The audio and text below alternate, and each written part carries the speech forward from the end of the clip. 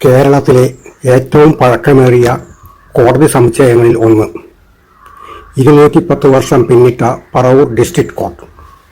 വിവാദവും പ്രമാദവുമായ നിരവധി കേസുകൾ വാദിക്കപ്പെടുകയും വിധിക്കപ്പെടുകയും ചെയ്ത ഈ ചരിത്ര സ്മാരകത്തിൻ്റെ 210ാം പിറന്നാളാഘോഷവേളയിൽ ബഹുമാനപ്പെട്ട ജസ്റ്റിസ് വിനോദചന്ദ്രൻ പരാമർശിച്ച 20ാം നൂറ്റാണ്ടിൻ്റെ രണ്ടാം പകുതിയിൽ സേവനമനുഷ്ഠിച്ചിരുന്ന പ്രഗത്ഭമതികളായ 5 അഭിഭാഷകരിൽ ഒരാൾ അഡ്വക്കേറ്റ് ടി.എ. ഗോപാലകൃഷ്ണ മേനോൻ.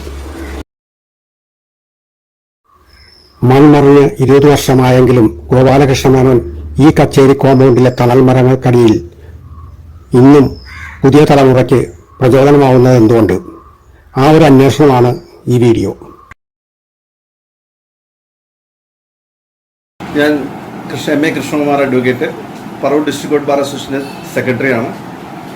നമ്മളുടെ ഗുരുതുലനായ ടി.എ. ഗോപാലകൃഷ്ണ മേനോൻ സാറിനെ കുറിച്ച് പറയുമ്പോൾ അദ്ദേഹം പറവൂരിലെ തന്നെ, പറവൂരിലെ എന്നല്ല കേരളത്തിലെ തന്നെ അതിപ്രശസ്തനായ അഭിഭാഷകരിൽ ഒരാളായിരുന്നു. അദ്ദേഹത്തെക്കുറിച്ച് ഓർക്കുമ്പോൾ തന്നെ പറവൂരിലെ എല്ലാ അഭിഭാഷകരും അഭിമാനത്തോടു കൂടിയാണ് അദ്ദേഹത്തിൻ്റെ ഓരോ നിമിഷങ്ങളും അദ്ദേഹം കോടതിയിൽ സ്പെൻഡ് ചെയ്തതുമെല്ലാം ഞങ്ങൾ ഓർമ്മിക്കുന്നത്. ഇപ്പോൾ ഞങ്ങൾ 210ാം സെലിബ്രേഷൻ കോടതിയുടെ പറവൂർ കോടതി ജില്ലാ കോടതി സമുച്ചയത്തിൻ്റെ 210ാം വാർഷികം ആഘോഷിക്കുകയാണ്. ആഘോഷിക്കുന്ന വേളയിൽ സാറിനെ കുറിച്ച് ഓർക്കേണ്ടത് വളരെ അത്യാവശ്യമാണെന്ന് ഞങ്ങളുടെ കമ്മിറ്റി കൂടി തീരുമാനിക്കുകയും അതനുസരിച്ച് പറവൂരിലെ മഹാരഥന്മാരായ വക്കീലന്മാരുടെ പേരിൽ ഒരു guest memorial lecture all India ലെവലിൽ നമ്മളത് സംഘടിപ്പിക്കാനും തീരുമാനിച്ചു.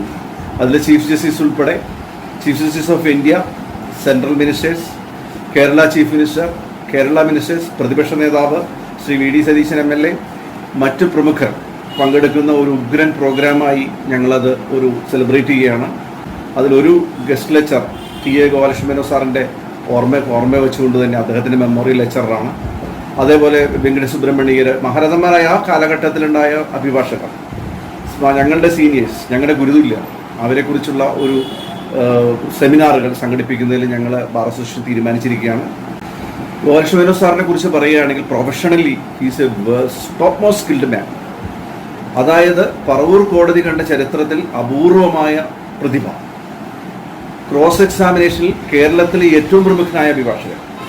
ഇത് നമ്മൾ കുറച്ച് നാൾ മുമ്പ് നമ്മളുടെ ജനുവരി 1-ാം തീയതി ഞങ്ങൾ 210 കിലോ കേക്ക് കോടതിയുടെ 210ാം വാർഷികം പ്രമാണിച്ച് മുറിച്ചു. ആ മുറിച്ച സമയത്തിൽ നമ്മളുടെ ഹോണറബിൾ ജസ്റ്റിസ് വിനോദചന്ദ്രൻ സാറാണ് അത് ഇനാഗുറേറ്റ് ചെയ്തത്. അദ്ദേഹം ഗോപാലകൃഷ്ണ മേനോൻ സാറിനെ കുറിച്ച് പറഞ്ഞ ഒരു വേർഡ്, ക്രോസ് എക്സാമിനേഷനിലൂടെ കക്ഷികളെ എങ്ങനെ ഒരു കേസ് വിജയിപ്പിക്കാമെന്ന് കേരളത്തിൽ തന്നെ മാതൃക കാണിച്ചു കൊടുത്ത അപൂർവം വ്യക്തിത്വത്തിൻ്റെ ഒരു ഉടമയാണ് അദ്ദേഹം എന്നാണ് വിനോദചന്ദ്രൻ സാറ് പറഞ്ഞത്. അത് നമ്മൾ ഏറെ കാലങ്ങളായിട്ട് നമ്മളത് ഓർമ്മിച്ചിരിക്കും. അദ്ദേഹത്തിൻ്റെ ഓരോ കോടതിയിൽ കാണിക്കുന്ന അദ്ദേഹത്തിൻ്റെ ഓരോ ക്രോസ് എക്സാമിനേഷനുകളും നമ്മൾ എന്നെന്നും ഓർമ്മിച്ചിരിക്കുകയാണ്. പല കക്ഷികളും ഞാൻ പ്രാക്ടീസ് ചെയ്തിട്ട് ഇപ്പോൾ 28 വർഷമായി. 28 വർഷം ഞാൻ തുടങ്ങുന്ന കാലത്ത് സാറ് ക്രോസ് എക്സാമിനേഷനിലൂടെ പല കക്ഷികളും പലയിറങ്ങി വീഴുന്നത് വരെ ഞങ്ങൾ കണ്ടിട്ടുണ്ട്. ആപ്റ്റായ ക്വസ്റ്റ്യൻസ്, റിലവൻ്റായ ക്വസ്റ്റ്യൻസ് ഇത്രയും ആപ്റ്റായി ചോദിക്കാൻ കഴിവുള്ള ഒരു അഭിഭാഷകനെ ഞാൻ എൻ്റെ ജീവിതത്തിൽ കണ്ടിട്ടില്ല. അദ്ദേഹം നമ്മുടെ ഗുരുതുല്യനാണ്. അദ്ദേഹത്തിൽ നിന്നാണ് പലതും ഞങ്ങൾ പഠിച്ചത്. ക്രോസ് എക്സാമിനേഷൻ്റെ ബാലപാഠം പോലും പഠിച്ചത് അദ്ദേഹത്തിൽ നിന്നാണ്. അങ്ങനെ എല്ലാ പൊസിഷൻസും ബൈഹാർട്ടായിരുന്നു. അതൊരു മെമ്മറബിളാണ്. അങ്ങനത്തെ അതേപോലത്തെ ഗുരുനാഥന്മാരെ കാണണമെങ്കിലും ഇനി അപൂർവമാണ്. ഇനി ഈ പ്രൊഫഷണൽ അത്ര ഡെഡിക്കേറ്റഡ് ആയ ആൾക്കാരൊന്നും ഇല്ല. ആ തലമുറ Venkata Subramaniar, Ramachandra Iyer, Gopalakrishna sir, Isaac Thomas sir, Satheesh sir, അയ്യോ അതൊക്കെ കൂട്ടണം. ഇവരൊക്കെ ഒരു മഹാരഥന്മാരാണ് ഈ പ്രൊഫഷൻ്റെ. അത് നമ്മൾ അവരെ കണ്ടാൽ പഠിച്ചത്. നമ്മളുടെ കാലഘട്ടം 20ാം നൂറ്റാണ്ട് കാലഘട്ടത്തിൽ ഇവരെ കഴിഞ്ഞിട്ട് അത് വിനോദ് സാർ പറഞ്ഞ് ഈ 5 അഭിഭാഷകരുടെ പേരാ പറഞ്ഞത്. കേരളത്തിൽ അതേപോലത്തെ വക്കീലന്മാരെ കണ്ടിട്ടില്ല എന്നാണ്. അതായത് കേരളം മുഴുവനുള്ള കേസുകൾ ഉള്ള ഹൈക്കോർട്ടിലെ സീനിയർ, ഇപ്പൊ ചീഫ് ജസ്റ്റിസ് പോകണം, അത്ര സീനിയർ മോസ്റ്റ് ജഡ്ജ്. അദ്ദേഹത്തിന്റെ വായിൽ നിന്നൊക്കെ ഒരു വാക്ക് വരാണ്. കാരണം അദ്ദേഹം റോട്ടറീസ് ആക്ട് ഒക്കെ ഉണ്ടല്ലോ, അത് ബൈഹാർട്ടാണ് ആക്ടൊക്കെ. പണ്ടിവിടെ ഒരു ജോസഫ് ജഡ്ജ്, CBI ഇരുന്ന ജോസഫ് ജഡ്ജ്, ജില്ലാ ജഡ്ജ് സാറിനോടൊന്ന് കാര്യം സംസാരിച്ചു. വലിയ വക്കീലാന്നുള്ള കേട്ടേക്കണേ, സർവേ വോട്ടേഴ്സ് ആക്ടിനെ കുറിച്ചൊന്നും അറിയില്ലെന്ന് ചോദിച്ചു. പുള്ളിയെ ബുക്കങ്ങ് മടക്കി വെച്ചു, എന്നിട്ട് പുള്ളിയെ പഠിപ്പിച്ചു. എന്നിട്ട് ഇതിലൊരു സെക്ഷൻ അങ്ങേക്ക് കാണാണ്ട് പറയാൻ പറ്റൂല, വായിക്കാതെ വായി വിളിച്ചു. പുള്ളി സ്തംഭിച്ചു. ജോസഫ് സാർ മുട്ടുമടക്കി പോയി. കാരണം ഇവിടെ പറഞ്ഞ സബ്ജക്റ്റായിരുന്നു പുള്ളി. അതോടുകൂടി പുള്ളി പിന്നെ ഗോപാലകൃഷ്ണ സാറിന് തർക്കിക്കാൻ ചെയ്തിട്ടില്ല. വളരെ സീരിയസ് ആയിട്ട് കേസ് എടുത്തിരുന്ന മനുഷ്യനാണ്. എന്നാൽ ബാർ അസോസിയേഷനിൽ വന്നാൽ ഭയങ്കരമായി തമാശ പറയും ഞങ്ങളെ വക്കീലന്മാരോട്. അടിപൊളിയായിട്ട് തമാശ പറയും. അതൊക്കെ നല്ല സരസമായിട്ട് പറയും. പക്ഷെ നമ്മൾ ഈ ചെറുപ്പക്കാര് മറ്റേ മോഹിനി സാറൊക്കെയാണ് ചെറുപ്പക്കാർ, ഇവരുടെ കൂടുമ്പോൾ പുള്ളി അടിപൊളി തമാശ പറയും. സാറ് അത്ര മർമ്മം ഉള്ള ആൾ തന്നെയായിരുന്നു. പക്ഷെ ഒരാൾക്ക് അടുക്കാൻ പേടിയായിരുന്നു. എന്താ കാര്യം വെച്ചാൽ പുള്ളിയുടെ അതെ, പുള്ളിയുടെ പേഴ്സണാലിറ്റി അതായിരുന്നു. നമുക്ക് ഗുരു മാത്രമല്ല എല്ലാമായിരുന്നു. എത്ര കേസുകൾ ഡൗട്ട് പോയി ചോദിച്ചിട്ട് എനിക്ക് പറഞ്ഞു തന്നിട്ടുണ്ടായിരുന്നു സാറ്. അത് രാജു പറയും, സാറ് 20 വർഷമായി അദ്ദേഹം മൺമറഞ്ഞു പോയിട്ട് അദ്ദേഹത്തിൻ്റെ ഓർമ്മ സ്മരിക്കുന്ന ഈ ഇടവേളയിൽ ഈ സമയത്ത് ഇങ്ങനെയൊരു കാര്യങ്ങൾ നിങ്ങളോട് തുറന്നു പറയാൻ സാധിച്ചതിൽ എനിക്ക് വളരെ സന്തോഷമുണ്ട്. അദ്ദേഹത്തിൻ്റെ ഓർമ്മ ഒരിക്കൽ കൂടി പോയിക്കൊണ്ട് അദ്ദേഹത്തിൻ്റെ കുടുംബത്തിനും എല്ലാവർക്കും നന്മകൾ നേർന്നുകൊണ്ട് ഞാൻ എനിക്കാണെങ്കിൽ 1980 മുതലുള്ള പരിചയം അഭിഭാഷകർ തന്നെ. എൻ്റെ അഭിഭാഷകർ എനിക്ക് നേരിട്ടുള്ള പരിചയം 1980 മുതലുള്ള. അന്നിട്ട് ഞാൻ പ്രാക്ടീസ് ആരംഭിച്ചിട്ടുണ്ട്. 81 പ്രാക്ടീസ് ആരംഭിച്ചത്. അന്നോട്ട് ഏറ്റവും വലിയ ക്വാളിറ്റി എന്ന് പറയുന്നത് കഴിഞ്ഞാൽ അങ്ങനെ ഈ പ്രിസൈഡിങ് ഓഫീസേഴ്സിനെ ആരെയും സ്വാധീനിക്കാതെ മണ്ണിടിക്കുന്ന പോകാൻ സ്ട്രേറ്റ് ഫോർവേഡ്. അപ്പോൾ വന്ന് പല അഭിഭാഷകരും ബേസിക്കലി അവരായിട്ട് നല്ല വാക്ക് പറയാനും ചിലർ ചേംബർ പ്രാക്ടീസ് ഞങ്ങൾ കളിയാക്കി പറയുന്ന ഒരു ഊഹാവാക്കാരുണ്ട്. ചേംബറിൽ പോയി മുന്നേറ്റി കാര്യം സാധിക്കുന്നുണ്ട്. ഇദ്ദേഹം ഒരൊറ്റ പ്രിസൈഡിങ് ഓഫീസേഴ്സിനെ സ്വാധീനിക്കാൻ ശ്രമിക്കാറുണ്ട്. ആ സമയത്തും ഈ കേസിലാണെങ്കിൽ ആർഗ്യുമെന്റ് സമയത്താണെങ്കിലും വിസ്താര സമയത്താണെങ്കിലും കേസിൽ വിസ്താരം നടക്കുമല്ലോ, വിസ്താരം നടക്കുന്ന സമയത്താണെങ്കിലും ആർഗ്യുമെന്റ് സമയത്താണെങ്കിലും ഭയങ്കര ഗൗരവമാണ്.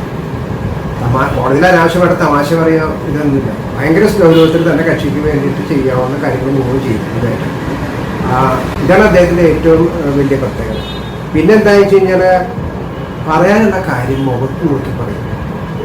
അത് ഭയങ്കര ചങ്കൂറ്റാണ്. പല അഭിഭാഷകർക്കും ഇല്ലാത്ത ഒരു ഇതാണ്. നമ്മളൊക്കെ പറയുകയാണെങ്കിൽ തന്നെ പറയാനുള്ള കാര്യം പറയുന്നത് അത് നല്ല വാക്കിൽ തമാശ രൂപത്തിലൊക്കെ കൊള്ളിക്കാൻ മാത്രമാണ്. ഇതൊന്നുമില്ല. എതിർഭാഗം അഭിഭാഷകരെ പറ്റിയാണെങ്കിലും എതിർഭാഗം കക്ഷിയെ പറ്റിയാണെങ്കിലും കോടതി എന്തെങ്കിലും തെറ്റാണ് ചെയ്തിട്ട് അത് മുഖത്ത് നോക്കിയിട്ട് ഇത് തെറ്റാണെന്ന് പറയാനുള്ള ഒരു ആർജവം അദ്ദേഹത്തിൻ്റെ. അത് പലർക്കും വളരെ അപൂർവമായിരിക്കും. ഫോർ എക്സാമ്പിൾ ഇപ്പോൾ കേളുതമ്പിയരൊക്കെ കേട്ടിട്ടുണ്ട്. മുമ്പ് സീനിയർ ലോയറായിരുന്ന കേളുതമ്പിയർ, അങ്ങനെയുള്ള ചില വ്യക്തിത്വങ്ങളാണ്. അതായത് ഇപ്പോഴത്തെ കൃഷ്ണമണി സാറ്, അങ്ങനെയുള്ള കുറച്ച് പേരെ ഇതുവരെ ഇങ്ങനെ വളരെ ബോൾഡായിട്ട് കോടതിയിൽ അങ്ങനെ പറയും. കേളുതമ്പിയരൊക്കെ മുമ്പേ തൊട്ട് അങ്ങനെയാണ്. പണ്ട് അങ്ങനെ മരിച്ചു ഈ സ്നോമോ യഥാർത്ഥ പറഞ്ഞത് അതേ അദ്ദേഹത്തിൻ്റെ ഒരു സ്വഭാവം തന്നെ. ഈ പറയാനുള്ള മുഖത്ത് വെച്ച് പറയും, ആരെയും മറന്നിട്ടില്ല. ആ ഒരു ക്വാളിറ്റിയാണ് അങ്ങനെ ഇത്. അതുകൊണ്ട് പലപ്പോഴും ശത്രുക്കളെ നാച്ചുറലായിട്ട് ഉണ്ടാക്കിയെടുത്തിട്ടുള്ളതല്ലാണ്ട്. പക്ഷെ അതുകൊണ്ടും എന്താ വെച്ച് കഴിഞ്ഞാൽ പ്രിസൈഡിങ് ഓഫീസേഴ്സും എതിർഭാഗം അഭിഭാഷകരാണെങ്കിലും മറ്റു അഭിഭാഷകർ ഇദ്ദേഹത്തെ വളരെ റെസ്പെക്ട് ചെയ്ത് പറയാൻ. ഇപ്പം എന്നെപ്പോലുള്ള 1-2 എന്നെപ്പോലെ ഞാനുണ്ടായിരുന്നു. മോഹിനിജി എന്ന് പറഞ്ഞ അഡ്വക്കേറ്റുണ്ട്. അങ്ങനെ വളരെ വിരലിലെണ്ണാവുന്ന അഡ്വക്കേറ്റ്സുമാരുമായിട്ട് അങ്ങനെ മിങ്കിൾ ചെയ്തു. ഇത് അഭിഭാഷകരായിട്ട് അധികം മിങ്കിൾ ചെയ്യാറില്ല. അങ്ങനെ കാര്യം നോക്കും, കേസ് നടത്തും, നേരെ കോടതി പോകും, കേസ് നടത്തും, നേരെ തിരിച്ച് ഓഫീസിലേക്ക് വരും. അല്ലാതെ ബാർ അസോസിയേഷനിൽ ഇരുന്ന് രാത്രി അടിക്കാനോ മറ്റുള്ളവരായിട്ട് വെറുതെ ഒരു ഗോസിപ്പുകളുടെ ഏർപ്പെടുന്നതാണ് അങ്ങനെ താല്പര്യം. അത് മുമ്പേ അങ്ങനെയുള്ള സ്വഭാവം. സ്ട്രേറ്റ് ഫോർവേഡ് കേസ് നടത്താൻ തിരിച്ചു വരാൻ അത്ര ഉള്ളത്. കക്ഷിയുടെ കാര്യം മാത്രമേ അങ്ങനെ ചിന്തിക്കൂ, വേറെ ഒന്നിനെ പറ്റി ചിന്തിക്കില്ല. ആ കക്ഷിക്ക് വേണ്ടി ചെയ്യാവുന്ന 100% 150% കാര്യങ്ങൾ അങ്ങനെ ചെയ്യും. ഇപ്പോൾ ചില സമയത്ത് ക്രോസ് എക്സാമിനേഷൻ ചിലപ്പോൾ അങ്ങനെ പൊതുവെ ഇത്തിരി ലെങ്തിയാണ്. ലെങ്തി ക്രോസ് എക്സാമിനേഷൻ ചിലപ്പോൾ മറ്റവരെ പ്രിസൈഡിങ് ഓഫീസേഴ്സ് ചിലപ്പോൾ ഇൻ്റർഫിയർ ചെയ്യാൻ നോക്കും. പക്ഷെ അതങ്ങനത്തെ പ്രശ്നമല്ല. അങ്ങനെ പറയും, ഞാൻ ചോദിക്കണം പോയി ചോദിച്ചിട്ട് പോകും. അപ്പോൾ അതിൻ്റെ കക്ഷിക്ക് വേണ്ടി ചോദിക്കാതെ ചിലപ്പോൾ മറ്റേ പ്രിസൈഡിങ് ഓഫീസേഴ്സ് അതുകൊണ്ട് അനവസരോ ബുദ്ധിമുട്ടോ ഉണ്ടാവുമെന്ന് അങ്ങനെ ചിന്തിക്കില്ല. അങ്ങനെ അതിന് നോക്കാറില്ല. കക്ഷിക്ക് വേണ്ടി ചെയ്യുന്ന കാര്യങ്ങൾ മുഴുവൻ അങ്ങനെ കോടതി ചെയ്യും. അതുകൊണ്ട് വേറെ കൺസെഷനൊന്നും ഇല്ല. ആ കാര്യത്തിൽ യാതൊരു കൺസെഷൻ. അതാണ് അങ്ങനെ വലിയ ഇത്. അത് കാരണം എന്താ, പലർക്കും പേടിയാണ്. സ്ട്രോങ് ക്രോസ് എക്സാമിനേഷനാണ്. എല്ലാ പോയിന്റും ഒരു മയോ രണ്ടെടുത്ത് തട്ടിക്കണം.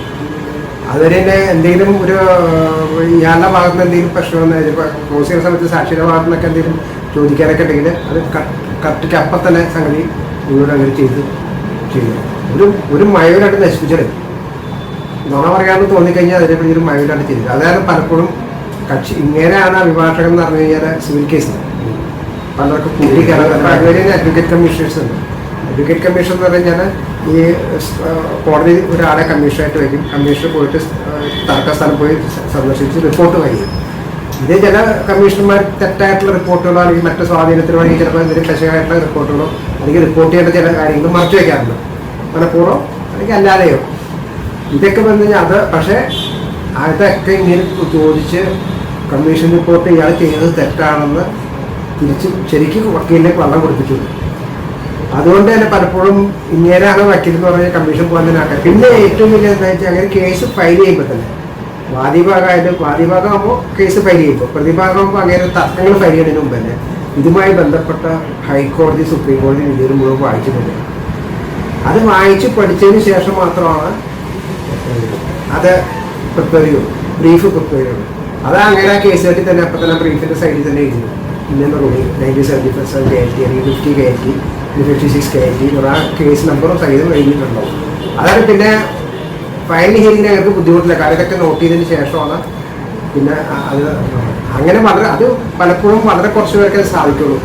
കാരണം വെച്ചാൽ എല്ലാത്തിനും സമയം കണ്ടെത്തി അത് ചെയ്യാന്ന് പറയും. പക്ഷെ അദ്ദേഹം അത് ആ കാര്യത്തിൽ അദ്ദേഹം സീനിയേഴ്സ് അങ്ങനെ എതിർപ്പെട്ടിരിക്കുന്ന എല്ലാവരും ബഹുമാനിച്ചിരുന്നു. പേടിയായിരുന്നു. ആ പേടിയെന്ന് വെച്ച് കഴിഞ്ഞാൽ റെസ്പെക്റ്റോടുകൂടി ബഹുമാനത്തോടുകൂടി ഒരു പേടിയാണ്. അങ്ങനെ വെറുതെ ഒരാളെ കാണുമ്പോഴത്തെ ഒരു പേടി ഉണ്ടാകുന്ന പറയുന്ന പേടിയല്ലോ. അങ്ങനെ 2 പേടിയുണ്ടല്ലോ. ഇത് റെസ്പെക്റ്റോട് അങ്ങനെ വന്നാൽ ഓട്ടോമാറ്റിക്കായിട്ട് നമ്മളായാലും പേടിക്കും. ആ ഒരു ഇതാണ്. ഇത് അങ്ങനത്തെ ഏറ്റവും വലിയ ഡിഫക്റ്റ് എന്ന് പറഞ്ഞാൽ അങ്ങനെ ജൂനിയേഴ്സും മറ്റുള്ളവരും അങ്ങനെ നിൽക്കില്ല. വളരെ എന്നെ പോലെ വളരെ വിരളമായിട്ട് വെല്ലെന്നാവുന്ന വ്യക്തികളുമായിട്ട് സമ്പർക്കം പുലർത്തുന്ന കാര്യങ്ങൾ കിട്ടിയത്. പക്ഷെ ഞങ്ങളോട് സംസാരിക്കുമ്പോൾ അങ്ങനെ വളരെ സരസമായിട്ട് സംസാരിക്കുകയും ചെയ്യും. അപ്പം സംസാരിക്കുമ്പോഴാണ് നമുക്ക് അദ്ദേഹത്തിൻ്റെ ഉള്ളിൽ ഇത്രയും ഒരു ഇതുള്ള സോഫ്റ്റ് അങ്ങനെ ഒരു ആള് സരസനാണെന്ന് നമുക്ക് രസികനാണെന്നുള്ള കാര്യം നമുക്ക് അപ്പോഴേ മനസ്സിലാവും. വളരെ അടുത്തുള്ളവർക്ക് മനസ്സിലാവും. അങ്ങനെ അപ്പം നല്ല നീറ്റായിട്ട് കാര്യങ്ങൾ ചോദിച്ച് നല്ല കാര്യങ്ങൾ പറയും ചെയ്യും. പക്ഷെ മിക്കവരുടെ ദൃഷ്ടിയിൽ അങ്ങനെ ഭയങ്കര ഗൗരവക്കാരാണ്. ഒറ്റ കേസിലും അങ്ങനെ അഡ്ജോൺമെന്റ് ചോദിക്കാറില്ല. കേസ് അങ്ങനെ പഠിച്ചു കഴിഞ്ഞാൽ അങ്ങനെ റെഡി. കോടതി പോയിട്ട് കൈയും കാര്യം പഠിച്ച് മറ്റു സാധാരണ അഡ്വക്കേറ്റ്സിന് ഒരു വീക്ക്നെസ്സാണ്. അതിൻ്റെ പഠിക്കാത്ത തന്നെ എന്തെങ്കിലും കാര്യം പറഞ്ഞാൽ അഡ്ജോൺ ചെയ്ത് കേസ് മാറിപ്പോയി. ഇങ്ങനെ ഇതില്ല. ഇങ്ങനെ കേസ് ഇങ്ങനെ കക്ഷി ഏൽപ്പിച്ച് ആ കേസിന് വേണ്ടി അവിടെ നിൽക്കും. കേസ് തീരുന്ന അവിടെ ഇരിക്കും. കേസ് അഡ്ജോൺമെന്റ് അങ്ങനെ ഞാൻ കേട്ടിട്ടില്ല ഇതിനായിട്ട്. ഇതൊരു 10-20-30 കൊല്ലം അങ്ങനെയുള്ളപ്പോൾ തന്നെ ഞാൻ 20 വർഷത്തോളം അങ്ങനെയുള്ളപ്പോൾ തന്നെ 20 വർഷത്തോളം പ്രാക്ടീസ് ചെയ്യാറുണ്ട്. അങ്ങനെയുള്ളപ്പോൾ ആ സമയത്ത് ഒറ്റ കേസിന് പോലെ അങ്ങനെ സമയം ചോദിക്കുന്നില്ല. ഒരുപാട് സമയം ചോദിക്കും, കേസ് നീട്ടി പോകുന്നുണ്ട്. അങ്ങേരുടെ ഭാഗത്തുനിന്നുള്ള ഈ സമയം ചോദിക്കുന്നപ്പോഴും കേസ് പഠിക്കാത്തതിൻ്റെ പേരിലോ പഠിക്കാൻ സമയം ആവശ്യപ്പെട്ടുള്ളൂ. ഇങ്ങനെ ഭാഗത്ത് അങ്ങേരുടെ കേസിൽ കൂടുതൽ നമ്മളെന്ന് വെച്ചാൽ ആർക്കും പഠിച്ചിട്ട് പോകും. കാരണം അങ്ങനെ പ്രസ് ചെയ്ത് കഴിഞ്ഞാൽ വേഗം കേൾക്കേണ്ടി വരും. വിധേയത്തില്ല. അതിൽ മുഖം നോക്കണ പരിപാടിയിൽ പരിചയക്കാരനെ വക്കീൽ പരിചയക്കാരാകുന്നില്ല. ഞങ്ങൾക്ക് പറയാതെ പറയും. വക്കീലന്മാർ ഈ കേസ് സംബന്ധമായിട്ട് എന്തെങ്കിലും തെറ്റോ കണ്ടെത്തലോ കാണിച്ചത് ഓപ്പണായിട്ട് കോടതി പറയുകയും ചെയ്യും. ഇനി വക്കീലിന് വിഷമം ഉണ്ടാകുമെന്ന് പറയാം. അത് ഓപ്പണായിട്ട് അങ്ങനെ പറയും. ഇത് ചെയ്ത് കള്ളത്തരമാണ് എന്ന് പറയും. അതുകൊണ്ട് തന്നെയാണ് ബാർ ആൻഡ് ബെഞ്ച് എപ്പോഴും അങ്ങനെ ഒരു ഭയങ്കര റെസ്പെക്റ്റോടുകൂടി കണ്ടിട്ടുണ്ട്. ഒറ്റ പ്രിസൈഡിംഗ് ഓഫീസിന്റെ കാല് പിടിക്കാനോ വേറെ ഇത് പോവില്ല. പരീതിയുള്ള എന്ന് പറഞ്ഞ വെളിച്ചെണ്ണപ്പരിന്ന് അങ്ങനെ അറിയില്ലേ. അതിലിങ്ങനെ ഹാജരായി. അതിന്റെ ക്രോസ് എക്സാമിനേഷൻ ചെയ്യാൻ മാസങ്ങളോളം സാക്ഷിയുടെ മുഖം മാസങ്ങളോളം ക്രോസ് ചെയ്തെന്ന് പറഞ്ഞാൽ വളരെ ദൈർഘ്യം വരെ ക്രോസ് എക്സാമിനേഷൻ ഒക്കെ നടത്തിയിട്ട് വളരെ ഇതായത് ഇത് വ്യവസായം. പിന്നെ അതിന് സിവിൽ കേസിലെ എല്ലാ കക്ഷികളും അങ്ങനെ ധൈര്യമായിട്ട് ഏൽപ്പിക്കും. കാരണം എന്താ വെച്ചാൽ അങ്ങനെ ഈ കക്ഷികളുടെ യാതൊരു ഈ കൺസെഷൻ വിട്ടുവീഴ്ച മിക്കവാറും സെറ്റിൽമെന്റ് ചെയ്യുന്നതിന് അങ്ങനെ. പക്ഷെ കക്ഷിക്ക് ദോഷമാവുന്ന ഒരു ക്ലോസ് പോലും വെക്കാനായിട്ട് അങ്ങനെ സമ്മതിക്കില്ല. അപ്പൊ കക്ഷി ചിലപ്പോൾ സമ്മതിക്കില്ല. കക്ഷി സമ്മതിച്ചാലും ഇങ്ങനെ സമ്മതിക്കില്ല. പിന്നെ കക്ഷിയോട് പറയും നിങ്ങളുടെ ഇഷ്ടം പോലെ. മനസ്സിലായി. കാരണം പിന്നീട് അതനുസരിച്ച് ആ ക്ലോസ് മുഖേന എന്തെങ്കിലും ദോഷം വന്നു കഴിഞ്ഞാൽ എനിക്ക് ഉത്തരവാദിത്തം. 90% കേസിൽ ആ കാര്യം സമ്മതിക്കില്ല. സെറ്റിൽമെന്റ് ഒന്നും അങ്ങനത്തില്ല. പക്ഷെ എല്ലാം കറക്റ്റായിട്ട് ലീഗലായിട്ടുള്ള കാര്യങ്ങൾ മാത്രമേ സെറ്റ് ചെയ്യാൻ പറ്റുള്ളൂ. അല്ലാണ്ട് കക്ഷിക്ക് എന്തെങ്കിലും ഒരു ദോഷമാണെന്ന് ഒരു ഉൾക്കൊള്ളണമെങ്കിൽ അങ്ങനെ എന്തെങ്കിലും സംഭവിക്കാറില്ല. അതാണ് അങ്ങനെ വേറൊരു. അപ്പൊ അതിന് പൊതുവെ അറിയപ്പെട്ട സെറ്റിൽമെന്റ് അങ്ങനെ എതിരാണെന്നുള്ള മാത്രമേ അങ്ങനെ എടുക്കാറുള്ളൂ. അല്ലെങ്കിൽ അങ്ങനെ പറയും ഇത്തരം പ്രയോജനം കേട്ടോ എന്ന് മനസ്സിലായി. ഡിഫെൻഡ് ചെയ്യും. മെറിറ്റില്ലെങ്കിൽ ഡിഫെൻഡ് ചെയ്യും. കാരണം അവർ ആ പ്രതിയെ അങ്ങനെ കൺവെൻസ് സംരക്ഷിക്കാനായിട്ട് അങ്ങനെ ബാധ്യസ്ഥരാകും. കള്ളക്കേസ് കൊടുക്കില്ല. തെറ്റാനുള്ള കേസാണ് അങ്ങനെ അത് മറ്റേതപ്പോൾ ഡിഫെൻഡ് ചെയ്യും. കള്ള കേസാണ്. ഇത് നല്ല കാലത്ത് അങ്ങനെ പോയിരുന്നെങ്കിൽ ഒരു പക്ഷേ ഹൈക്കോടതിയും ഷൈൻ ചെയ്തത് അത് വേറെ പ്രശ്നമാണ്. പക്ഷെ അങ്ങേർക്ക് അങ്ങനെ ഒരു ഇതില്ല. ഈ സാറ്റിസ്ഫൈഡ് വിത്ത് ഇവിടുത്തെ ഒരു പ്രവർത്തനം കൊണ്ട് അദ്ദേഹം സാറ്റിസ്ഫൈഡ് ആണ്. എങ്ങനെയായാലും അങ്ങനെ അമിതമായിട്ടുള്ള സ്ട്രെയിൻ ചെയ്യില്ല. കാരണം 6 മണി 6:30 ആകുമ്പോഴേക്കും അങ്ങനെ കാലത്തെ വന്ന് 1 മിനിറ്റ് പോലും ഓഫീസിൽ വന്നു കഴിഞ്ഞാൽ 8:30 9 മണിയാകുമ്പോൾ 8 കണ്ട ചോദിക്കാൻ വരാറ് 9 മണിക്ക് ഓഫീസിൽ കയറിയാൽ 1 മിനിറ്റ് പോലും വെറുതെ കളയാണ്ട് കംപ്ലീറ്റ് ആ പോണ വരെ കേസ് മാത്രം നോക്കി ഇന്ത്യയിൽ മാത്രമേ വേറെ ഒന്നുമില്ല. കേസ് നോക്കി കേസിന്റെ കാര്യങ്ങൾ അപ്പൊ ഫുൾ ടൈം അതിൽ പിന്നെ വെച്ചാൽ അങ്ങനെ മനസ്സങ്ങനെ വിട്ടു പറയില്ല, തുറന്നു പറയില്ല. എന്തൊക്കെ പ്രോബ്ലംസ് അങ്ങേരടുത്ത് ഉണ്ടെങ്കിലും അങ്ങനെ വിശദാർത്ഥത്തിന് വലത്തേ കൈ കൊണ്ട് കൊടുക്കുന്ന ഇടത്തേ കൈ അറിയില്ലെന്ന് പറഞ്ഞു. പണ്ടൊക്കെ നമുക്കറിയാവുന്ന പലർക്കും അങ്ങേര് സഹായം ചെയ്തിട്ടുണ്ട്. പക്ഷെ അത് അങ്ങേര് ഒരാളോടും പറ്റില്ല. പൊതുവെ അങ്ങേര് ആർക്കും പൈസ കൊടുക്കില്ല എന്നുള്ള മട്ടിലൊക്കെ ആക്കാനും ഇതാണ്. പക്ഷെ അങ്ങനെ ഇഷ്ടംപോലെ പേര് സഹായിച്ചിട്ടുണ്ട്. അത് ആ സഹായം കിട്ടിയവർ നമ്മളോട് പറയുമ്പോഴേ നമ്മളറിയുള്ളൂ. പക്ഷെ അങ്ങേര് പറയില്ല. ആ പബ്ലിസിറ്റി അങ്ങനെ ആഗ്രഹിക്കും. ഞാൻ എന്നെ ചെയ്തിട്ടുണ്ട്. അങ്ങനെ കൺഫൈൻ ചെയ്തിരിക്കുന്ന പ്രൊഫഷണൽ 100% യൂറൊക്കെ അങ്ങനെ ഇതനുസരിച്ച് കഴിവുള്ള പരമാവധി ചെയ്യാം. അതിന് തിരിച്ച് വീട്ടിൽ പോകാൻ തന്നെയാണെങ്കിൽ 10-30 വർഷം കഴിഞ്ഞിട്ടും ഇവിടെ ഓർക്കപ്പെടുന്നത് അത് പഴയ ആൾക്കാരൊക്കെ ഓർക്കണം. എൻ്റെ പേരിലാണ് ഇത്രയും കാലം കഴിഞ്ഞിട്ടും അങ്ങനെ പോലെ ഉള്ള ആളുകളെ പറ്റി ഹൈക്കോടതി ജഡ്ജീസ് വന്നപ്പോഴും എല്ലാവരും പറഞ്ഞു. ജസ്റ്റിസ് ജയേന്ദ്രൻ വന്നപ്പോഴും പറഞ്ഞു, പിന്നെ വിനോദ് ചന്ദ്രൻ വന്നപ്പോഴും പറഞ്ഞു. അങ്ങനെ പലർക്കും ബാക്കിയുള്ളവർക്കൊക്കെ കേട്ടതേ ഉള്ളൂ. ബാക്കി പഴയ ആളുകൾക്കൊക്കെ അറിയാത്തത്. ഇത് ഞങ്ങളെപ്പോഴുള്ള ആൾക്കാർക്ക് അറിയാം. ഇപ്പോഴത്തെ ജനറേഷൻ പ്രാക്ടീസ് തുടങ്ങുന്നത് 1980 അവസാനമാണ്. ഏകദേശം ഡിസംബർ ആദ്യം എന്നാണെന്നുള്ളത്. അന്ന് ഞാൻ വരുമ്പോൾ പക്ഷെ ഞാൻ പ്രാക്ടീസ് തുടങ്ങാൻ വരുന്നതിന് മുമ്പ് കേൾക്കുന്ന 2 പേര് നാരായണസ്വാമിയുടെ ഐസ് തോമസാണ്. അതുകഴിഞ്ഞ് ഞാനിവിടെ വന്ന് കുറച്ച് നാൾ കഴിഞ്ഞപ്പോഴേക്കും ഗോപാലകൃഷ്ണൻ സാറിനെ പരിചയപ്പെടാൻ തുടങ്ങി. അതായത് അദ്ദേഹത്തിൻ്റെ ആ ഒരു ഭയങ്കര വ്യക്തിത്വം, അത് കോടതിയിലേക്ക് വന്ന് പ്രസൻറ്റ് ചെയ്യുന്നതും ഒക്കെ ഭയങ്കര ഇതായിരുന്നു. അപ്പോൾ മുനിസിപ്പൽ കോടതി കിഴക്കേറ്റത്തെപ്പോഴും ഒരു വശത്ത് നാരായണസ്വാമി, അതിനിപ്പുറത്ത് ഗോപാലകൃഷ്ണൻ വരും. അദ്ദേഹത്തിൻ്റെ ഏറ്റവും വലിയ പ്രത്യേകത എന്ന് വെച്ചാൽ ഇന്ന് കേസ് വെച്ചിട്ടുണ്ടെങ്കിൽ പല വക്കീലന്മാരും അന്നത്തെ പല സീനിയേഴ്സും ഒരവധിയൊക്കെ ചോദിക്കും. സാർ ഒരിക്കലും ഒരു അഡ്ജേൺമെൻറ്റ് ചോദിക്കില്ല. അന്ന് കേസ് എന്തിനാണ് വെച്ചിരിക്കുന്നതിന് അതിന് സാറ് റെഡിയായിരിക്കും. ആർഗ്യുമെൻറ്റിനാണ് ആർഗ്യുമെൻറ്റിന്, എവിഡൻസിനാണ് എവിഡൻസ്. പിന്നെ ഏറ്റവും വലിയ പ്രത്യേകത അദ്ദേഹത്തിൻ്റെ ക്രോസ് എക്സാമിനേഷനാണ്. ഞാൻ പല സീനിയേഴ്സും ക്രോസ് ചെയ്യുന്നതും എൻ്റെ അറിവിൽപ്പെട്ടെടുത്തോളം ഞാൻ കണ്ടിട്ടുണ്ട്. പക്ഷെ ഇതുപോലെ തലനാരിയുടെ കീറി ക്രോസ് ചെയ്യുന്ന ഒരു അഡ്വക്കേറ്റിനെ ഞാൻ കണ്ടിട്ടില്ല. സിവിൽ ലോയിലും അത് എൻ്റെ സീനിയറായിട്ട് പഠിച്ചിരുന്ന മാത്തുക്കുട്ടി എന്ന് പറഞ്ഞിട്ടൊരു മുൻസിപ്പൽ കൂടെ ഒരാളിരുന്നു. അപ്പോൾ അദ്ദേഹം ഒരു പേഴ്സണലായിട്ട് എന്നെ കണ്ടിട്ട് പേഴ്സണലായിട്ട് സംസാരിച്ചപ്പോൾ അദ്ദേഹം എപ്പോഴും പറയും, ഞാൻ ഇരുന്ന ഒരു സ്റ്റേഷനിൽ ഇതുപോലെ ക്രോസ് ചെയ്യുന്ന വക്കീൽ ഞാൻ കണ്ടിട്ടില്ല. ഗോപാലകൃഷ്ണനെ പോലെ എല്ലാ പോയിൻറ്റും ഒരു പോയിന്റ് പോലും അദ്ദേഹം വിടൂല, എല്ലാം ക്രോസ് ചെയ്തതായിരിക്കും. പിന്നെ എനിക്ക് വേറൊരു അനുഭവം സാറിൻ്റെ അടുത്ത് ഒരു ഉപദേശമായിട്ട് എനിക്ക് തോന്നിയത്, ഞാനൊരിക്കൽ നമ്മുടെ മുനിസിപ്പൽ കോടതിയുടെ അടുത്തൊരു സ്റ്റെപ്പുണ്ട് ജില്ലാ കോടതിയിൽ കയറിപ്പോകാൻ. അപ്പോൾ ഞാനവിടെ നിന്നിട്ട് ഒരു കക്ഷിയായിട്ട് സംസാരിക്കണം. ആ കക്ഷിയോട് ചോദിക്കുന്ന ചോദ്യം എന്ന് പറഞ്ഞാൽ, ഈ കേസ് നമ്മൾ ഉറപ്പായിട്ട് ജയിക്കൂലെന്ന് ചോദിച്ചു. ഞാൻ പറഞ്ഞു ഉറപ്പായിട്ട് ജയിക്കുക, അല്ലെങ്കിൽ ഞാൻ ജയിപ്പിച്ചു തരാമെന്ന് പറഞ്ഞു. ഇത് കേട്ടുകൊണ്ടാണ് സാറ് വരുന്നത്. അപ്പോൾ ഒന്നും എൻ്റെ അടുത്ത് പറഞ്ഞില്ല. കക്ഷി പോയി കഴിഞ്ഞ് ഒരു 2 അടിയും നീ കഴിയുമ്പോൾ സാറോടെ നിന്നു. ഞാൻ അങ്ങോട്ട് ചെന്നു. സാറ് നിൽക്കണത് വേണം. അപ്പോൾ നീ എന്താ കക്ഷിയോട് എന്ത് ഉറപ്പില്ല പറഞ്ഞ കേസ് ജയിക്കും? നമ്മൾ അങ്ങനെയൊന്നും സാർ തോന്നിയിട്ട് എനിക്ക് ഒരിക്കലും പറയരുത്. കാരണം എന്താണെന്ന് വെച്ചാൽ നിൻ്റെ ആർഗ്യുമെൻറ്റ് കേൾക്കുന്നത് 3ാമതൊരാളാണ്. അയാളുടെ തീരുമാനം എന്താണ് നിനക്ക് എങ്ങനെ പറയാൻ പറ്റും? അതുകൊണ്ട് കേസ് നടത്തി കൊടുക്കാമെന്നല്ലാതെ ഒരു കക്ഷിയോട് കേസ് ജയിപ്പിച്ചു തരാമെന്ന് പറയുന്നത് ഞാൻ ഇന്ന് വരെ അതിനുശേഷം ഒരു കക്ഷിയോട് ഞാൻ പറഞ്ഞിട്ടില്ല. അത് തന്നെയല്ല, സാറ് പറഞ്ഞത് വളരെ ശരിയാണെന്ന് എനിക്ക് തോന്നുകയും ചെയ്തിട്ടുണ്ട്. കാരണം പല കേസുകളും അപ്പോൾ പലർക്കും വക്കീലന്മാർക്ക് അനുഭവമുണ്ട്. ജയിക്കുമെന്ന് നമ്മൾ ഉറപ്പായിട്ട് വിശ്വസിക്കുന്ന കേസുകൾ തോറ്റു. അങ്ങനെ ആകുമ്പോൾ നമ്മുടെ ഇത് വക്കാലത്തൊക്കെ മേടിച്ചുകൊണ്ട് സംഭവങ്ങളൊക്കെ ഉണ്ടായിട്ടുണ്ട്. അപ്പോൾ സാറാ പറഞ്ഞ അനുഭവം എന്ന് പറഞ്ഞത് വളരെ, ഞാനത് ജീവിതത്തിൽ ഇങ്ങനെ വെച്ച് പുലർത്തുന്ന ഒരു കൂട്ടത്തിൽ ആരോട് ഞാൻ അങ്ങനെ പറയാറില്ല. പിന്നെ സാറിൻ്റെ ആരുടെ മുമ്പിൽ സാറ് തലകുനിക്കില്ലാണ്. അദ്ദേഹത്തിൻ്റെ പേഴ്സണൽ ലൈഫിനെ കുറിച്ച് പലപ്പോഴും പല സാമൂഹിക രാഷ്ട്രീയ രംഗത്തൊക്കെ സാറ് കുറേ ആൾ പ്രവർത്തിച്ചിരുന്നതാണ്. അപ്പോൾ അതിനകത്തൊക്കെ ഈ തെങ്ങേറ്റത്തെ സംബന്ധിച്ച ചില തൊഴിൽ തർക്കങ്ങളെ കുറിച്ചൊക്കെ സാറ് ചിലപ്പോൾ എന്നോട് പറയാറുണ്ട്. കാരണം ഞാനൊരു ഇടതുപക്ഷ അനുഭാവിയാണ്, പാർട്ടി പ്രവർത്തകനൊക്കെ ആയിരുന്നു. അപ്പോൾ സാറ് അതിനെക്കുറിച്ച് ഡിസ്കസ് ചെയ്യുമ്പോൾ പലപ്പോഴും സാറ് എന്നെ അതിനെക്കുറിച്ച് പറയാറുണ്ട്. അന്ന് സാറ് ചെയ്ത ചങ്കൂറ്റത്തോടെ നിലനിന്ന കാര്യങ്ങളൊക്കെ എൻ്റെ അടുത്ത് പറയാറുണ്ട്.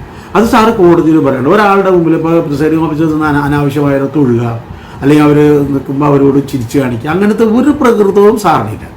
കാരണം അത് സാറിന് ഇഷ്ടപ്പെടാത്ത കാര്യം ഏത് ഓഫീസ് പറഞ്ഞാലും സാർ അപ്പോൾ അതിനെ പ്രതികരിക്കും. അതുപോലെ ഞാൻ 3 പേരെ കണ്ടതെന്ന് തോന്നുന്നു. ഐസക് തോമസ് സാർ, ഒന്ന് ഗോപാലകൃഷ്ണനാണ്, പിന്നെ എൻ്റെ സീനിയറായ അനീഫ് സാറ്. വെറുതെ പ്രിസൈഡിംഗ് ഓഫീസർ എന്ന് പറഞ്ഞാൽ എന്നാൽ ശരി എന്ന് പറഞ്ഞിട്ടൊന്നും പോരുന്നില്ല. അവരപ്പം തന്നെ അത് പ്രതികരിച്ചിരിക്കും. ഇതൊക്കെ ഒരു ഭയങ്കര ഇതാണ്. ഞാൻ പിന്നെ ഒരു അനുഭവം എനിക്കുണ്ടായിരുന്നു. പിന്നെ PS ഭരതൻ സാറിൻ്റെ ഓഫീസിൻ്റെ തൊട്ട് ഉണ്ടായിരുന്നു. അപ്പോൾ സാറ് പ്ലെയിൻറ്റിഫിനായിരുന്നു. ഗോപാലകൃഷ്ണൻ സാറ് പ്ലെയിൻറ്റിഫിന് അപ്പയർ ചെയ്യായിരുന്നു വാദിക്ക്. അപ്പോൾ വാദിയുടെ എക്സാമിനേഷൻ കഴിഞ്ഞു. അപ്പോൾ മുനിസിപ്പൽ സ്വാഭാവികമായിട്ടും ഭരതൻ സാറിനോട് ചോദിച്ചു, നിങ്ങളുടെ സാക്ഷ്യം വിസ്തരിക്കണ്ടേ എന്ന് ചോദിച്ചു. ഇല്ല, വിസ്തരിക്കണില്ല എന്ന് പറഞ്ഞു. അപ്പോൾ എന്താ കാര്യം എന്ന് ചോദിച്ചപ്പോൾ ഈ cannot withstand the cross examination of my learned friend. അത്രക്കൊക്കെ ഷ്രൂഡാണ്, അത്രയ്ക്ക് ഷാർപ്പാണ് ക്രോസ് എക്സാമിനേഷൻ. അത് വക്കീലന്മാർക്ക് സത്യം പറഞ്ഞാൽ കക്ഷികൾ വിട്ടുകൊടുക്കാൻ, സാറിന് വിട്ടുകൊടുക്കാൻ പേടിയാണ്. പക്ഷേ എന്ത് ചെയ്യാൻ പറ്റും? വിസ്തരിക്കാതെ പറ്റൂലല്ലോ. സാറെ കിട്ടിക്കഴിഞ്ഞാൽ അത് അവൻ്റെ ഇത് എന്തെങ്കിലുമൊക്കെ മേടിക്കാതെ സാറെ വിടൂല. അത്രയ്ക്ക് നന്നായിട്ട് ക്രോസ് എക്സാമിനേഷൻ അതൊരു വലിയ ഒരു അനുഭവമാണ്. അപ്പോൾ ഒരു വക്കീൽ അങ്ങനെ കേസ് നടത്തണം, കൃത്യനിഷ്ഠ, അനാവശ്യമായിട്ടുള്ള ഇടപെടലുകളുണ്ട് മറ്റു ഭാഗത്ത് ഭാഗത്തിൻ്റെ എതിർഭാഗം ക്രോസ് ചെയ്യുമ്പോഴൊക്കെ അപൂർവ ചില സമയത്ത് മാത്രമേ സാർ ഇൻ്റർഫിയർ ചെയ്യുള്ളൂ. ആ ഇൻ്റർഫിയർ എന്ന് പറഞ്ഞാൽ it will be supported by law. അതില്ലാതെ കയറി എല്ലാവരും കിടന്നുള്ള ഒച്ചപ്പാടൊന്നുണ്ടാക്കും. അപ്പോൾ നമ്മളൊരു കാലത്ത്, ഞാനൊക്കെ തുടങ്ങിയിരുന്ന കാലത്ത് വരുമ്പോൾ അപ്പുറത്ത് നാരായണസ്വാമി, ഇപ്പുറത്ത് ഗോപാലകൃഷ്ണ മേനോൻ, കുറച്ചും ഭാസ്കര മേനോൻ, പത്മനാഭ മേനോൻ, അത് കഴിഞ്ഞ് ഇപ്പുറത്തേക്ക് പടിഞ്ഞാറ് ഭാഗത്തേക്ക് വന്നാൽ രാമേന്ദ്രയ്യർ, സതീഷ് വർമ്മ, പിന്നെ അങ്ങനെയൊക്കെയുള്ള പ്രഗത്ഭന്മാരിരിക്കുമ്പോൾ നമുക്ക് വലിയ ശോഭയാണ് ആ കോടതിയിലെന്ന്.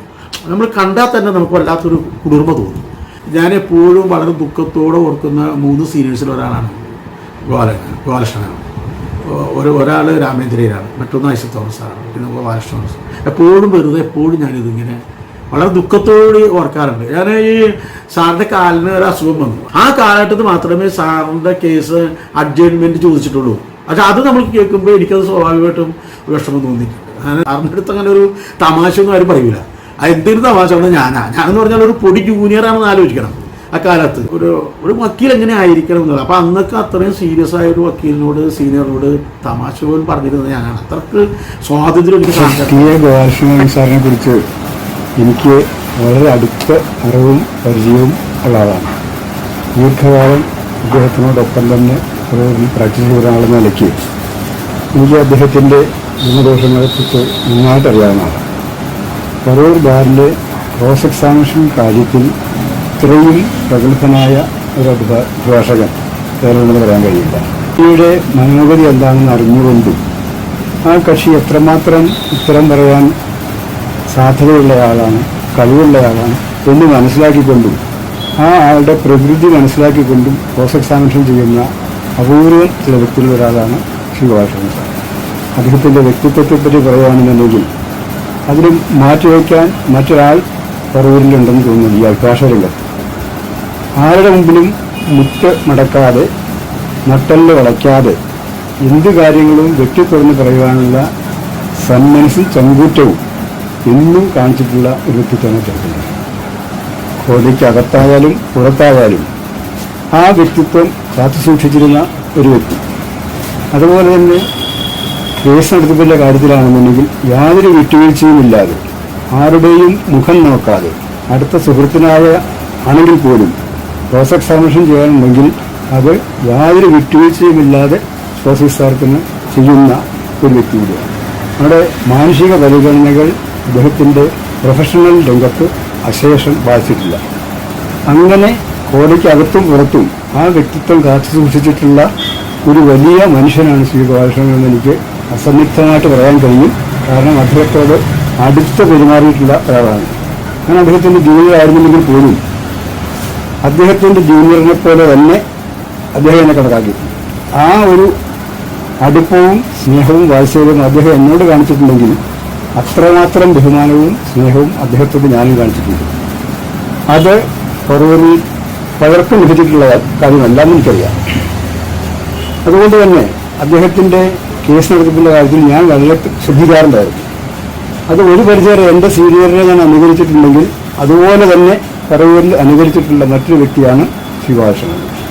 അദ്ദേഹത്തിൻ്റെ വ്യക്തി ജീവിതത്തിലായാലും പ്രൊഫഷണൽ ജീവിതത്തിലായാലും അദ്ദേഹത്തിനോട് ഇടപെടിക്കുവാൻ മറ്റൊരാൾ കണ്ടെത്താൻ സാധിക്കില്ല. സാമൂഹ്യ രംഗത്തായാലും രാഷ്ട്രീയ രംഗത്തായാലും അദ്ദേഹത്തിൻ്റെ അഭിപ്രായങ്ങൾ വെട്ടിത്തുറന്ന് പറഞ്ഞിരുന്നു.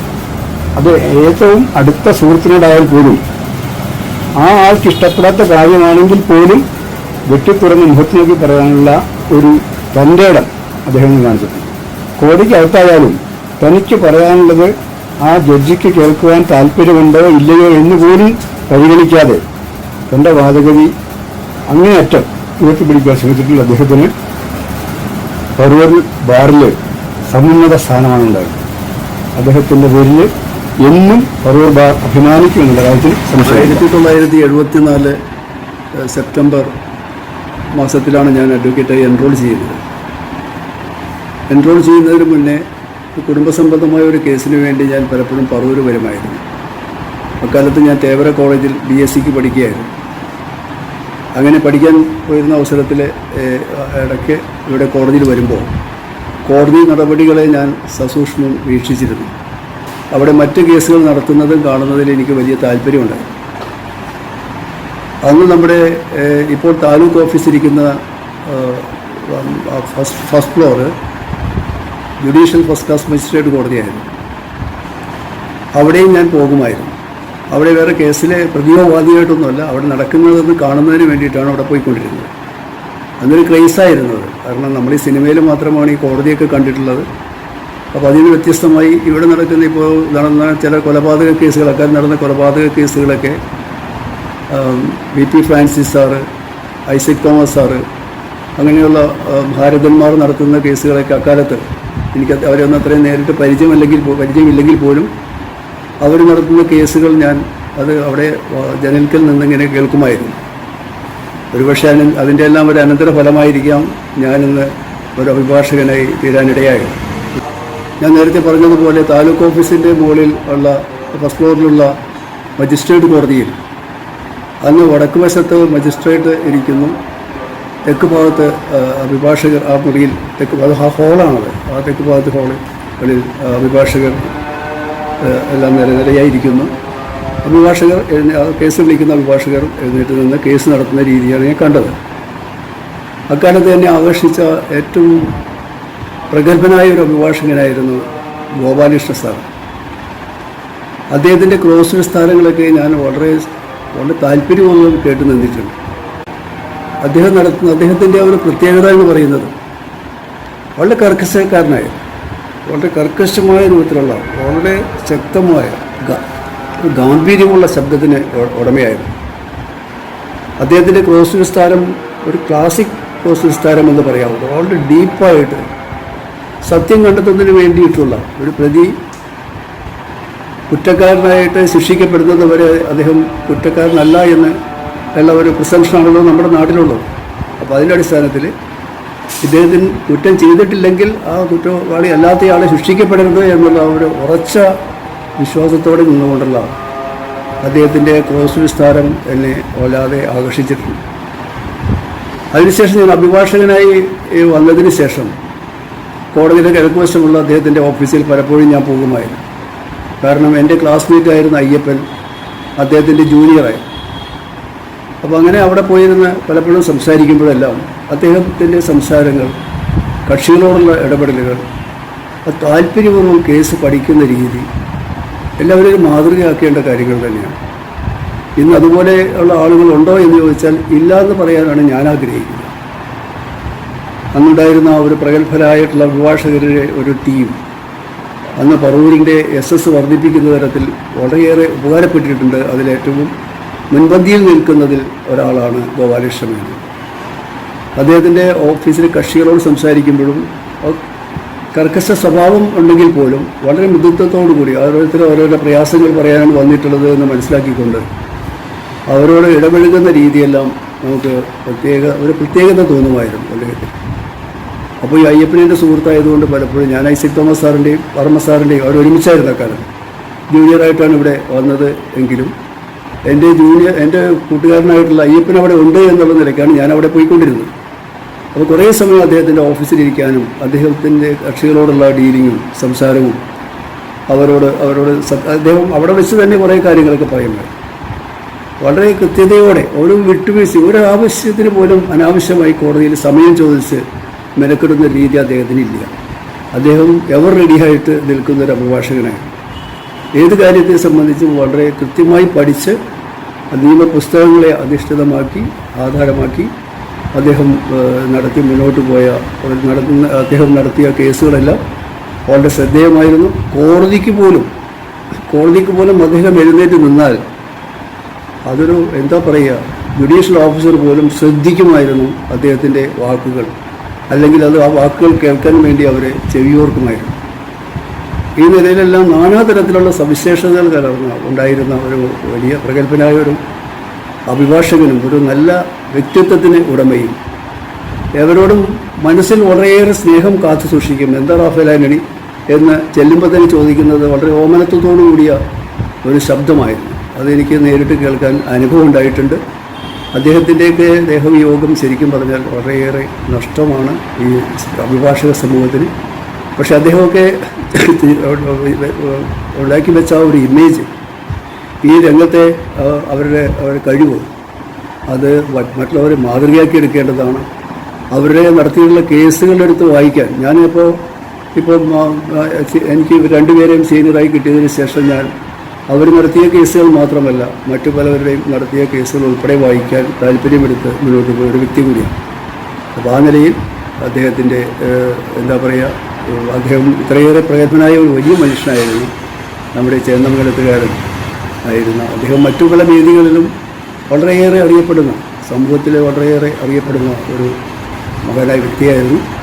അഭിഭാഷകൻ എന്ന നിലയ്ക്ക് അദ്ദേഹം ഏറ്റവും ആദരണീയനായ, ഏറ്റവും ശ്രദ്ധേയനായ, നിശ്ചയദാർഢ്യത്തോടെ കാര്യങ്ങൾ ചെയ്യുന്ന, നിയമത്തിൽ അതിഗാഠമായ പാണ്ഡിത്യമുള്ള ഒരു അഭിഭാഷകൻ. ഞാനും ഗോപാലകൃഷ്ണൻ സാറായിട്ട് ഒരു 25 വർഷത്തെ പരിചയമുണ്ട്. അതായത് ഞാൻ അദ്ദേഹത്തിൻ്റെ കൂടെ 25 വർഷം ഉണ്ടായിരുന്നു. 26 മുതലാണ് അദ്ദേഹത്തിൻ്റെ കൂടെ ജൂനിയറായിട്ടുണ്ടായിരുന്നത്. ഞാൻ സർക്കാർ ആക്കിയിലായിരിക്കാൻ 98 ആ സമയം.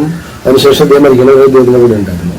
അദ്ദേഹത്തിൻ്റെ സംബന്ധിച്ച് പറയുകയാണെങ്കിൽ നല്ലൊരു പറവൂർഡാറിലൊരു നല്ലൊരു പക്ക സിവിലും ക്രിമിനലും ഉണ്ടായിരുന്നു. അവസാനം ക്രിമിനൽ കോടതി പോകാൻ സമയമില്ലാത്തതുകൊണ്ടാണ് പിന്നെ സിവിലിൽ മാത്രം ഇതായത്.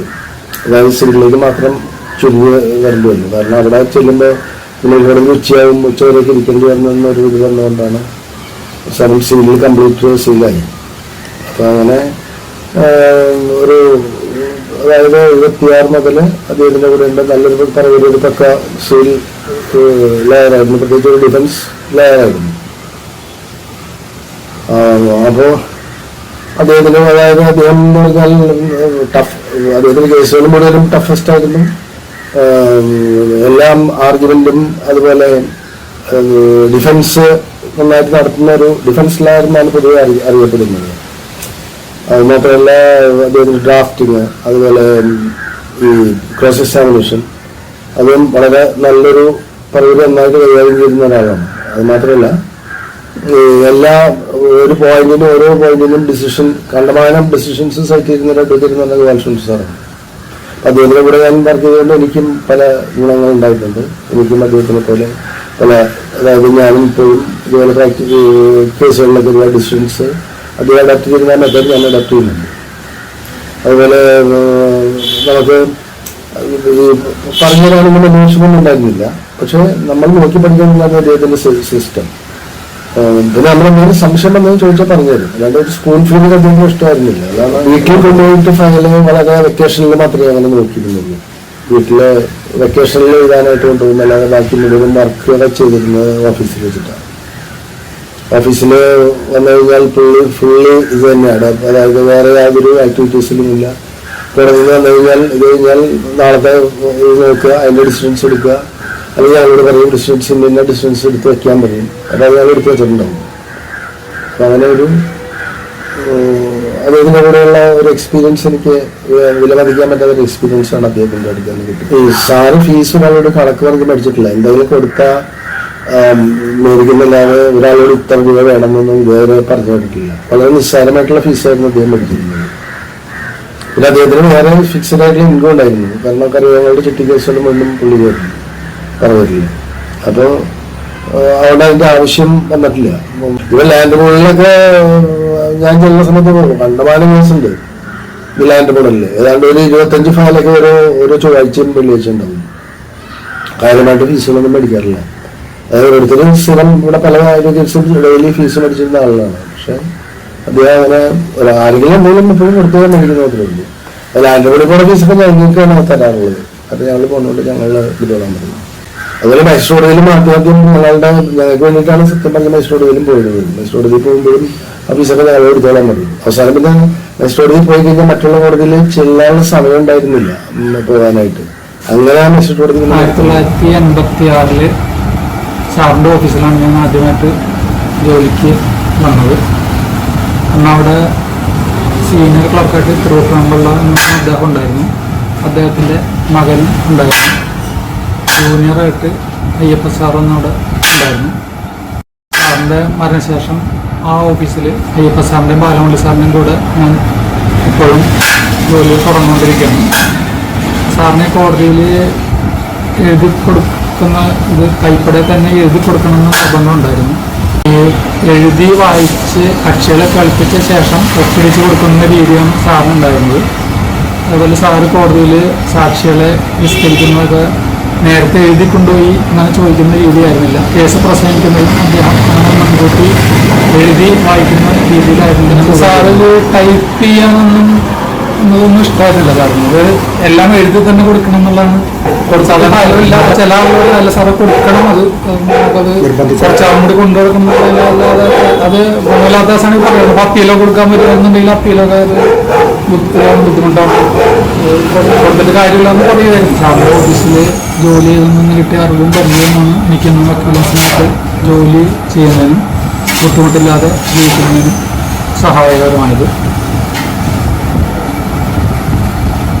സാറുമായി വക്കീലും മുസ്ലിം എന്നുള്ള നിലയിൽ അപ്പുറം ഒരു കൂടുതൽ അടുപ്പം എനിക്കുണ്ടായിരുന്നു. കോടതിയുമായി ബന്ധപ്പെട്ട എല്ലാവർക്കും സാറിനോട് നല്ല ബഹുമാനവും ചെറിയൊരു ഭയവും ഉണ്ടായിരുന്നു. ന്യായാധിപരല്ല ഒരു കോടതിയുടെ പ്രശസ്തി ഉയർത്തിപ്പിടിക്കുന്നു. ന്യായാധിപർ വന്നും പോയുമില്ല. അഭിഭാഷകരുടെ പ്രശസ്തിയാണ് ഒരു കോടതിയുടെ പ്രാഗൽഭ്യം കാണിക്കുന്നത്. അത് പറയുമ്പോൾ എനിക്ക് ഓർമ്മയുള്ള, ഞാൻ വളരെ കുറച്ചു കാലമേ ഉണ്ടായിരുന്നുള്ളൂ ഇവിടെ, 1 കൊല്ലം മാത്രം. 91-ൽ 30 കൊല്ലം മുമ്പേ ഞാൻ ഇവിടെ പ്രാക്ടീസ് തുടങ്ങുമ്പോൾ ഉണ്ടായിരുന്ന 5 അഭിഭാഷകരെ പറ്റി, ഗുരുക്കന്മാരും ഗുരുതുല്യരുമായിട്ടുള്ളവർ.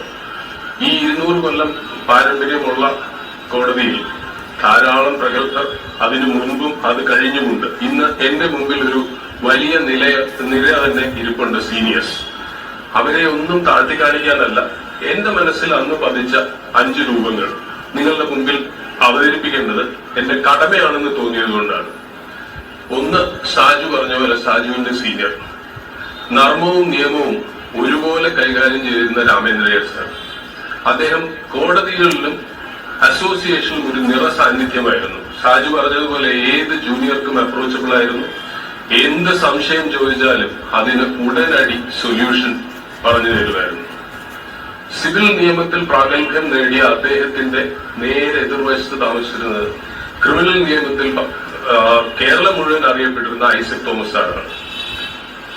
അദ്ദേഹത്തിന്റെ മകനുമായിട്ടുള്ള സൗഹൃദം, അതുകൊണ്ട് ഈ ഒരു ഗുണം മാത്രമേ ഉണ്ടായിട്ടുള്ളൂ. അദ്ദേഹത്തിന്റെ ഓഫീസിൽ സായാഹ്നങ്ങളിൽ ഇരിക്കാൻ പറ്റിയിട്ടുണ്ട്.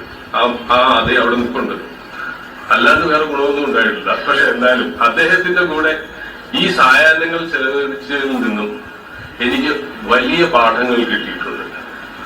അദ്ദേഹം എന്നോട് പറഞ്ഞത്, ഒരു ദിവസം എന്തോ ഒരു ക്രിമിനൽ കേസ് ഡിസ്കസ് ചെയ്യുന്ന സമയത്ത് അദ്ദേഹം എന്നോട് പറഞ്ഞത്, എന്റെ അഭിഭാഷക വൃത്തിയിൽ എന്നും എനിക്ക് ഒരു ഗൈഡിങ് പ്രിൻസിപ്പിൾ ആയിരുന്നു.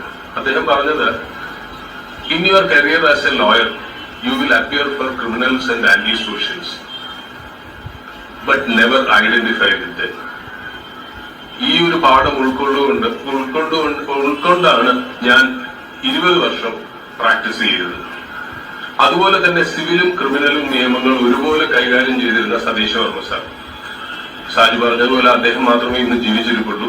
അദ്ദേഹത്തെ ഞാൻ ഇന്ന് പോയി കണ്ടിരുന്നു. അദ്ദേഹത്തിന്റെ ഓഫീസിലെ കേസുകൾ ആണ്, അതുകൊണ്ടാണ് എനിക്ക് കോടതിയിൽ എഴുന്നേറ്റ് നിന്ന് ആർഗ്യൂ ചെയ്യാനുള്ള ധൈര്യം തന്നത്.